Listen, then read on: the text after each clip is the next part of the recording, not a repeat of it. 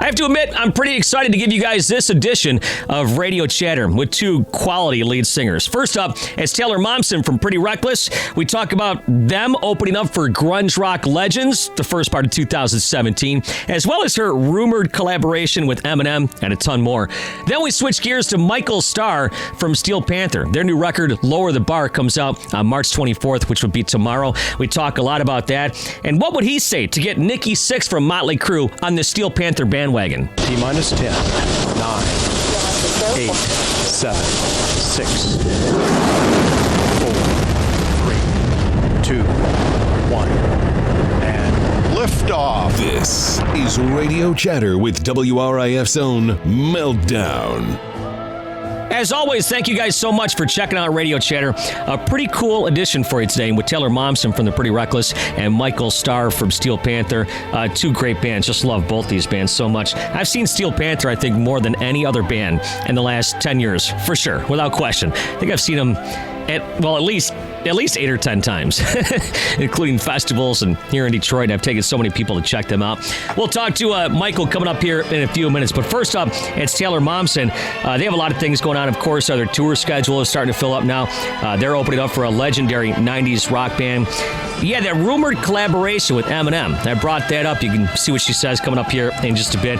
And which rock and roll legend she saw at the ripe old age of 5, which I have to admit, I'm kind of jealous about. In the meantime, Taylor called in right on time this morning.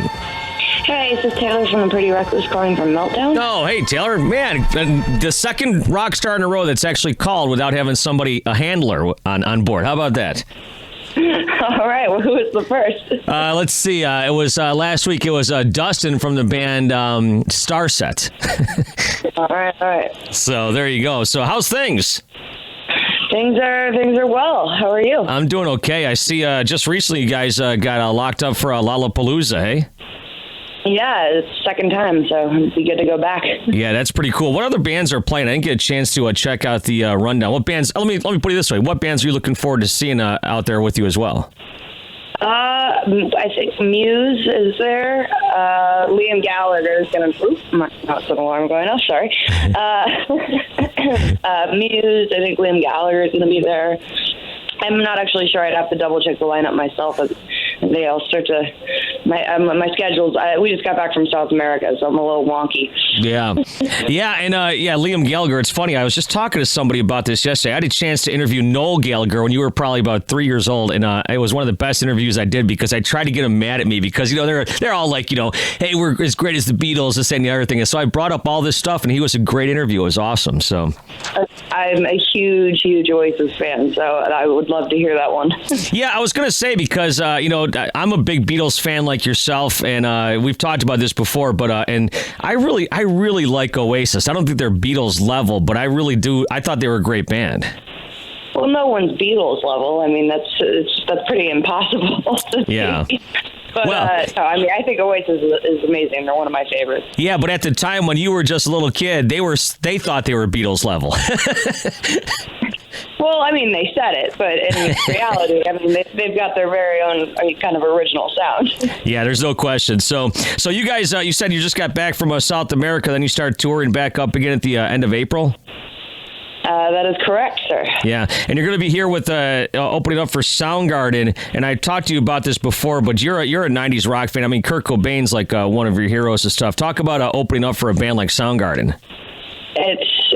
Soundgarden's my favorite band next to the Beatles, so it's gonna be cool, man. Really? Soundgarden's your second favorite band, huh? There's a long list of classic rock bands. You can't exclude Pink Floyd, but yeah, Soundgarden I bookend music with the Beatles and Soundgarden. Yeah, I can remember playing Outshined on the radio for the first time when it first came out, and it blew my mind, the thickness and the fullness of it. Then, of course, Chris Cornell's vocals are just amazing as well. Oh, he's amazing. And I mean, honestly, the musicality of Soundgarden is so on another plane that I don't even know how to wrap my mind around it. Yeah. The super psyched to be playing with them. Yeah, that's going to be May 17th right here in Detroit. Then, of course, Rock on the Range and all that kind of stuff revolves around that. Correct me for my stupidity. Are you guys playing Rock on the Range this year? Of course we are. Okay, all right, there you go. I thought that there was a connection there. All right, for sure. So last time I talked to you was before the record came out. Now the record's been out for 6 months. How's it been received so far? Honestly, the reception has been overwhelmingly positive, which is, I guess, a good sign. You never know. It's either the kiss of death or it's great. But honestly, no, the fan response has been amazing. Everyone who's heard it has been so positive about it that it's shocking. and you talk about your classic rock influences and whatnot and stuff, and this record definitely has a classic rock feel to it between the band and your voice and everything. And I guess that's probably what you were after, eh? Not intentionally in the beginning, like when the writing process starts, there's no kind of forethought as to where you kind of just leave your mind open and see where it's going to take you. But it's definitely turned into a classic rock record. Yeah. Sure. Well, that's kind of what you were saying to me before I'd actually heard the record, because I think I talked to you guys about 3 weeks before the record came out, and you said it had a classic rock kind of vibe to it. And then I just read something, an interview recently that you were talking about how a lot of music today lacks the human elements. And if you listen to your record, there's stuff left in there like breaths and different things, that kind of still, it sounds like a live studio album. Well, it basically is. I mean, it's all live. That was what we were kind of going for with this record. Was we brought in outside musicians, and Warren Haynes plays on the record. I mean, just to really kind of capture that element that I think is lacking. Because I think, to me, now with computers, and I'm not saying don't use tools that are at your disposal, but at the same time, if everything's lined up and so perfectly fixed, you lose an element, you lose the soul in the music. You can't hear the person anymore. Everything sounds the same. So we really tried to capture the person, and I think the perfections come in the imperfections, and I think that's what made all the classic rock records so great, is that you can hear the person and you can hear the soul. Yeah, and you're talking about with the tools and stuff, like the Pro Tools and whatnot, and sometimes bands take out the breaths, they take out the the tap against the guitar, they take out stuff like that, and that's kind of what makes a song sometimes a little bit better. Well, they fix notes, and that's like, don't fix notes. You want to hear, you play the note. You want to hear the wobble of the guitar. You want to hear the bend. You want to hear the player behind the instrument, and I don't. So I'm not into the Pro Tools lined up thing. I get it. It's modern and whatever, but it's still, it doesn't connect to me, at least. Yeah. To me. Yeah. Apparently connects to some people, I guess, but not to me. I was talking with Johnny Chow from Stone Sour last week, and those guys pretty much did the same type of thing you're talking about. They went in there, they rehearsed a bunch of times, and then they went in there and pretty much recorded this record live. It's a straight-ahead rock record, so I guess people are starting to maybe go back that way. Well, it's the way it should be. I mean, music is meant to be played. Right. Hey, since we're in Detroit here, and I happen to see a blurb about this a few weeks back, what is the deal with, are you collaborating something with Eminem, or can't you talk about that? I keep hearing that rumor. It's not true as far as I know, but I am a fan of it. Really? It's not true? It's not that I've heard. All right. Oh, well, let me ask you this. Would you collaborate with Eminem? If the circumstance and the song was, if it was natural and organic and worked out in an actual artistic way, then yeah, sure. Yeah, well, that stuff like he does with Rihanna and stuff like that is pretty good. I think I'm a big Eminem fan. I'm not like a rap fan or nothing like that, but I think he's just great. Well, of course. I mean, he's Eminem. He's amazing. Yeah. I mean, he's a genius in his own right. Yeah, it's good stuff coming out of here in Detroit, of course. But hey, let's get back to you and your classic roots. I was also talking with Johnny Chow about this, and he got me on this turntable thing. Are you a turntable fan? I am, of course, a huge fan of vinyl. I think it sounds better. Honestly, this record, our new record, Who You Selling For, was actually mastered to be played on vinyl so that you can turn it up all the way to 10. It's mastered very quietly, so you can turn everything to 10 and nothing will distort or change. So we did something kind of different with the kind of like a Zeppelin record. But yeah, no, I grew up on my dad's vinyl collection, so of course I'm a fan. Yeah, I remember you telling me about that, and it's funny to talk to someone of your age who's still like a vinyl fan, because I think you're kind of in the minority as far as that's concerned, but it's kind of cool and kind of refreshing to hear that. And like we were just talking about with lacking the human elements, I guess putting a record on really is a human element as opposed to just plugging something in your phone into your speakers or something. Well, it makes it an experience, when you actually have to do something other than just push play on a button. I mean, granted, I'm a huge fan of my phone and being able to listen to music on planes and stuff, but right. and Spotify and all that, I think it's fantastic. Like I use that all the time. But if I'm at home and I have the opportunity, there's nothing like having a little drink and dropping the needle and putting on a good record. Yeah, I was talking about this before, that when I bought a record back in the 80s, and you bought it, you had to wait till you got home. You couldn't wait to open it up and look at the notes. Then you couldn't wait to hear what was between the grooves. Nowadays, that experience is gone.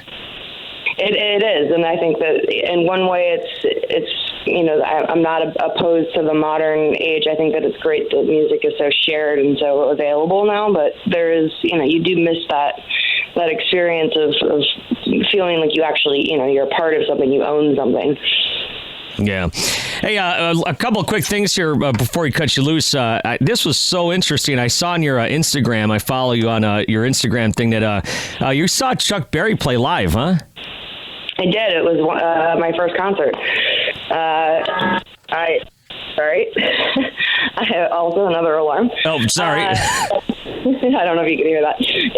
No, Chuck Berry was my first concert when I was probably 5 or 6. My dad took me to see him at Blueberry Hill, and it was in the basement of Blueberry Hill, and I'll never forget it. It was a sad day when he passed, but at least he lived a long life.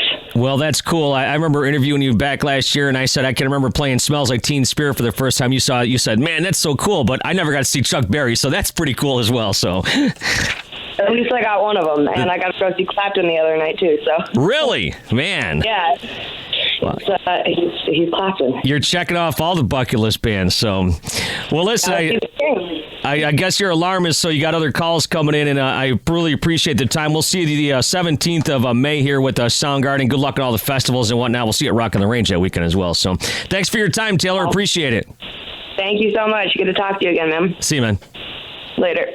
You got to give her props, man. She started out on the bottom rung of the rock and roll ladder. She is slowly climbing up that ladder, and she doesn't use her past as an actress to kind of help her along the way. As a matter of fact, they always say, hey, don't bring up, acting and stuff. And actually, they didn't say anything about it this time, but I've had emails in the past say, don't bring up, Gilmore Girls and stuff. And I'm like, okay, fine. I've never seen a minute of Gilmore Girls. I don't even know anything about what Gilmore Girls is about. So, but Taylor's really cool to talk to, and she's like an old soul and trapped in a young girl's body with the way she likes the classic rock and the records and the whole thing. So really cool to talk to Taylor. Hey, switching gears to Michael Starr. I think this guy's like 67 years old or something. Looks great for his age, by the way. But in all seriousness, what a great band to see live. Like I said before, I've seen these guys so many times. I've brought so many people to go see them when they've come to Detroit. It's just a fun party. It's really just an hour and a half to just forget about everything. Drink back a couple drinks, check out the girls on stage, the great songs, the whole thing. And Michael Starr called in as well. So I was 2 for 2 today as far as band members calling on their own without the help of a handler. Hello. Hi, this is Michael Starr from the greatest band in the world, Steel Panther. Hey, the greatest band in the world, the only band I ever go see every time you guys come to Detroit. How you doing, man? I'm good, man. I'm excited. This is cool. I'm 2 for 2 today. I talked to Taylor Momsen earlier today, and she actually called me herself too. There's no handlers or nothing. Dude, there's no reason to do that. I know how to dial a phone. I'm not retarded. Have you ever been on stage with Taylor Momsen? I have not, but I know who Taylor Swift is, though. I know. You've been on stage with her, haven't you? Uh-huh. Man, I like that. What are some of the greatest times you've had on stage with some of these celebrity guests? Vince Vaughn was really fun. He's very tall. Right. So I checked this out. We had Vince Vaughn. This is like, I'm going to date myself. It was 10 years ago. Okay. 2007, right? So Vince Vaughn's on stage. I have, Michael Strahan, Pauly Shore, Corey Taylor, and Corey Feldman. I think that was it. That was all the people that were super famous on the stage at that time. That was a pretty fun show. Oh, and we also jammed with Marilyn Manson about 8 months ago, and he was hammered. Really? The last time I interviewed you, you talked about Scott Weiland. That got picked up by some websites and how you guys played Plush or something. He thought you were playing the wrong song. Yeah, that was a shame, dude. He was so hammered. And, after I got over the whole grunge killing heavy metal, I embraced grunge, and there's some really great music. And it was cool. You walked in the Key Club, you could see people walking in the front door of the Key Club from stage. But he comes in late, like while we're talking, in between songs, and I see him, and I'm like, fuck, that's Scott Weiland, dude. So it's Scott. Get on stage. He's like, he just came from the front door, walked right on stage, and we start playing Plush. Killer. Now, didn't you just have Jerry Cantrell on stage with you the other night? Yes. What's up, Insider? Dude, how cool is that? It was rad. I mean, I'm like jamming with Jerry Cantrell. He's leaning. We're back to back. He's doing the solo. And, dude, it was rad. He's a great dude. Yeah, really nice guy. One of my favorite guitar players from that era, without question. Yeah, he's a great writer, great singer, and we played Man in the Box with Sully from Godsmack singing, which was completely, you don't see that coming. No, I didn't know about that. No, he's my size. I see eye to eye with him, you see. So Right. So it's Sully, Jerry Cantrell, and Michael Starr, and the rest of the guys, Satchel, and the other guys. Right, the other guys, sure. Yeah, the guys I need to be able to do radio interviews. But anyways, we're jamming, and it's going off. It's great. Jerry, he's like, he only does one song, and then he leaves. And that's it. He's not going to play anymore. Yeah. I saw them open up. Before we had Go ahead. Tom Morello in the audience the week before, and he would not get up and jam. He chickened out. Really? You're calling out Tom Morello. All right. Yes, I'm calling him out. I saw him after the show, and he goes, hey, man, I wasn't even planning on coming and seeing you. I was going to meet a friend of mine from Chicago here at the Rainbow, and I drove by, and I saw your name the name on the marquee. I'm like, oh, my God.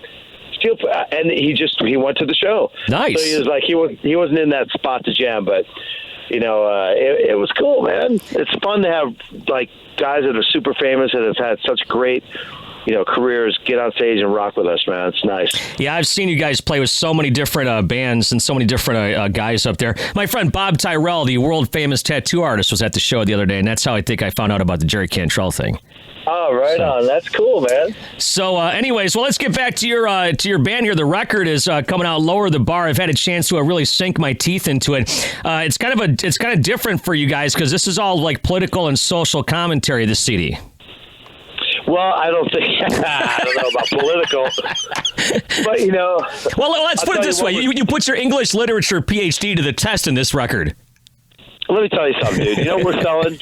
We're selling happy, bro. I know. That's what we're selling. Yeah, you want to be happy. You want to have a good time. You want to sing along. You want to see some boobies. Listen to Steel Panther and go to the Steel Panther show. We'll teach you how to rock. Dude, I tell you, I go to the Steel Panther show every time here in Detroit. I can't tell you how many Steel Panther virgins I've taken to see you guys, and I've turned them on to your band, okay? So I'm a fan. I love it. And thank you for doing that. Nothing works better than word of mouth. Yeah, no doubt. Nothing. But no, the record. Your friend says, hey, he's got to check him out. You check him out because you trust your friend's opinion. You know what he likes, and you like the same thing, then you go. That's right. Yeah, I've taken so many people to check out the show, and they've all come away happy. And you are 100% correct. You guys do sell happy. That's funny you should mention that. But yeah, you got some great tracks on here. Of course, Poontang Boomerang was the first one you guys dropped on the internet. Is that right? The video, is that the first one you guys dropped? Well, the first one we dropped was last year. We dropped a song called "She's Tight," which is a cover song. Okay, gotcha. And we did a video for it, and the reason we did that is because we were running.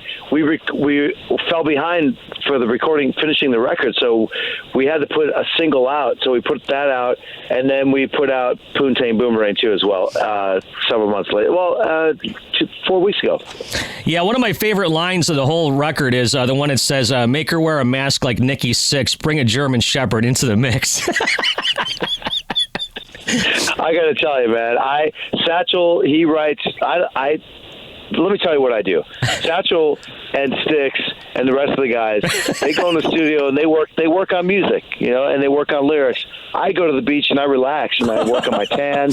I work on socializing with people because that's my job, is socializing and vocalizing, and that's what I do. And then when I come back and I'm relaxed, the song's done and I just go in and sing it. And that's the formula that really works. Well, it works, man. I'll tell you, it's a great track right there. Any guest musicians on this CD? Well, we got the bass player from Whitesnake, Quiet Riot, and Ozzy. Really? Yeah, his name's Rudy. Rudy Sarzo? Yeah. Yeah, he played on a song called "Wrong Side of the Tracks" out in Beverly Hills. Right. Yeah, that's about the house. You have a mansion the size of a city block, and it's in a St. David or whatever without his cock on. Right? Is that? You did listen to the record. I listened to it, dude. I love the band. So anyway, so Rudy Sarzo played on that track? Yeah, he did. Anybody else? No, that's the only super famous dude that's on it. We had some friends of ours in a band from, I believe they're in Paris, sing backgrounds, but I don't remember what song it was. Satchel set that all up. Yeah, it's a cool CD, man. Like I said, I've been a fan. I saw you guys as Metal School back in 2004 when Motley Crue reunited. That was the first time I saw you guys in Los Angeles right there. I had to check you guys out that night. But, yeah, it's pretty cool. Lower the Bar comes out on March 24th tomorrow. And speaking of Corey Taylor, one of my friends, speaking of insiders, Johnny Chow is a good friend of mine. He says you were at the studio when they were recording some of their tracks. Yeah, you got some really great inside stuff, dude. Well, thanks. I appreciate that. So, what did you think of the tracks from Stone Sour, without giving away too much? Well, I'm not going to give away anything because we're a brotherhood. But Jay is a producer, and we know Corey. Jay's our producer, and so he invited me down to come down, and I went down. I brought them our new CD. I brought Jay one because Jay hadn't got his copy yet, and I gave Corey and the band some. And it just turned out they're doing an EPK, which means they're doing like a video short to promote the record. So I sat in the control booth and watched them play the single live right in front of my face, and it was awesome. And they're recording it live, and it's really good. Really good. Corey sings his ass off, and it's man. If there was one band I would like to tour with, it would be Stone Sour and Corey Taylor. Just those guys are so cool, and we all kind of have the same sense of humor, and that'd be a great package, man. That would be a great package. I was going to say, what was a great package was you guys and Judas Priest, man. Those guys gave you a lot of space and a lot of time to open up their shows. Yeah, they did. They gave us a full hour to do what we wanted to do, and no limitations on sound, lights, anything. Just go, please entertain our people, and we did, and we won over a lot of people. It was a great opportunity for us, and we're not ever above opening for anybody because if we can win more fans, we will do whatever we can. Mm-hmm. Now look at it. It's 2017 right now. Did you really think that all those years ago when you kind of started this thing out that it would have lasted this long? I never really. Lower the Bar is a great title. And I'll tell you why. Because I really had no expectations of where this band could go. And I think that's what Lower the Bar means for everybody, if you're wondering. I was just amazed that we had a weekly show in Hollywood for 14 years. That blows me away. No one's ever done that. And I was blown away that we did 10 years in Vegas and 10 years in San Diego every week. And then I was amazed that we got a record deal. I mean, we were the oldest heavy metal hair band to get a record deal by a major label in the history of major label signings. Right. Yes, I mean, listen, you guys go out and play, and it seems to me like a lot of the bands, I've heard a few aren't that, thrilled with your band, but I've heard that a lot are thrilled. They love watching you guys play. Of course, it shows when bands go up on stage and play with you guys and co-write songs with you guys and different things like that. That must be pretty cool.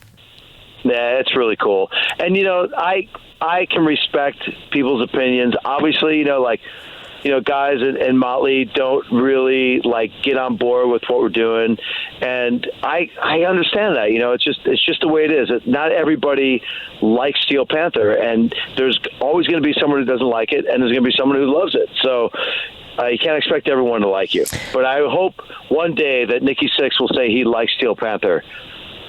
Now, it's funny because I was just thinking as you were talking, and I interviewed Frankie Bonelli a couple months ago, and he said the first time he watched Spinal Tap was with Kevin DuBrow and David Coverdale. And he said while he was laughing hysterically, he turned around and those guys were like pissed. So it's kind of like oh my God. It's kind of like the same type of thing. Some guys are like, yeah, this is great, and some guys are like, no, this is too close to home. Yeah, it's too close to home, and they take themselves too damn serious. Yeah. You just have to let go and enjoy life. Have fun. No one is more important than anybody else. We're all just squirrels trying to get nuts in this world. That's all we are. I'm still waiting for you to use my line I gave you years ago about a girl's as easy as a two-piece puzzle. That has to show up in a record somewhere. No? That's good. I'll use it on my solo record. No, I don't want your solo record. I want you and the other guys, whatever their names are. Oh, yeah, those other guys. Well, Satchel says, hey, man, I can't wait for you to do a solo record. So low, we can't hear you. So lower the bar. Right, exactly. What do you got? We were all thinking thinking about doing each individual solo records like Kiss did. And just making them like a 4-song EP solo records with the best pictures of us on it and, whatever music we can get somebody to write for us. So like Styx would sing on one, Lexi Fox would do one, Satchel would do his own, and I would do my own. Makes perfect sense. What are we waiting for? Just money, budget, recording studio, songs, producers, and time to do it. Other than that, we're ready to rock. All right. A couple more things here for Michael Starr, and we'll let you fly on to your next interview. I know you got this junket thing going on. So what's going on in 2017 for you guys? You got the record dropping tomorrow, March 24th. Tours, you hopping on any big tours? What's going on with Steel Panther? Well, we're hopping on our world tour. It starts in Philadelphia, PA, and it goes all the way through April. We're going to be out for a whole month doing the East Coast up and down, north and south, and then we're coming back here to LA and gearing up for our festival trip. We start late May doing festivals all through the summer in Europe, it's going to be epic. We also have some festivals here in the States that we're doing as well. And we'll see what happens. I remember you guys were headlining lunch at Rock on the Range a couple years ago. Yeah. 2 o'clock. We'll play anywhere. No, that was great. Hey, final thing for you, Michael, and thanks so much for the time. I'm a big fan. Love the stuff you guys do. Growing up in the 80s, it hits close to home, but I can appreciate it for sure. Is Lexi Fox pissed because he's the only member of the band without a Wikipedia page? He's honestly, he doesn't really go on the internet. He doesn't know how. And I'm not trying, dude, seriously. You think Lexi Fox, just because he gets off stage and takes off his spandex, he's the same guy. He does not, he lost his phone in, where were we? San Antonio this weekend. He doesn't know where he left it. He doesn't have any of his numbers. His numbers aren't in the cloud. He doesn't even know what the cloud is. So, I'm telling you, it's the most amazing thing ever. I wanted to make him a Facebook page. He doesn't even know how to do that. Or a MySpace page, probably, right? Well, MySpace would probably be his speed. Hey, Michael, it's always great to talk to you. The record Lower the Bar comes out on March 24th. And real fast, just wanted to ask you this one last question here. How come you guys did cover a song from Cheap Trick, She's Tight? I'm trying to think. I don't think you guys have ever covered a song before, at least in recording and put on a record, right? No, we've never put one on a full-length CD. We've recorded, some singles of covers, but we did it because my mom passed away about a year and a half ago, and her favorite band was Cheap Trick. and we would have parties in the backyard. My brothers and I and the guys in Panther would go out, and we would just have backyard parties and just have like an all jam thing. And my mom would always be, play Surrender, play She's Tight, and we'd play it for her. She'd get hammered. And so, like, she just, one of her wishes before she passed away, she said, please cover one of those songs and put it on one of your records. And we did it, and that's a tribute for my mom. All right, well, that's cool, man. That's a great story to end this. I appreciate the time, Michael. We'll see you next time here in Detroit. Thanks so much. Thanks, bro. See you soon, man. Take care, man. Hope you guys dug that as much as I did doing it. Michael Starr from Steel Panther right there, and of course Taylor Momsen before that. And looking forward to getting this podcast on, so I'm finally glad it's here and done. I'm working on some guests coming up here next week. I'll be on vacation the following week, but like last year, I'll still try to finagle a guest or two and record it early and play it while I'm on vacation. Just like we did last year. I think Taylor, actually, in the Pretty Reckless was one of the bands I got on my vacation podcast last year, as well as Rob Zombie. So you never know who's going to show up as far as that's concerned. In the meantime, follow me on the social media at Meltdown WRIF on Twitter, Meltdown WRIF on Facebook. I think my Instagram is reversed, WRF Meltdown or whatever. So anyhow, thank you guys so much for checking out the podcast. If you like it, please subscribe, give me a review, whatever you do out there in the social media. And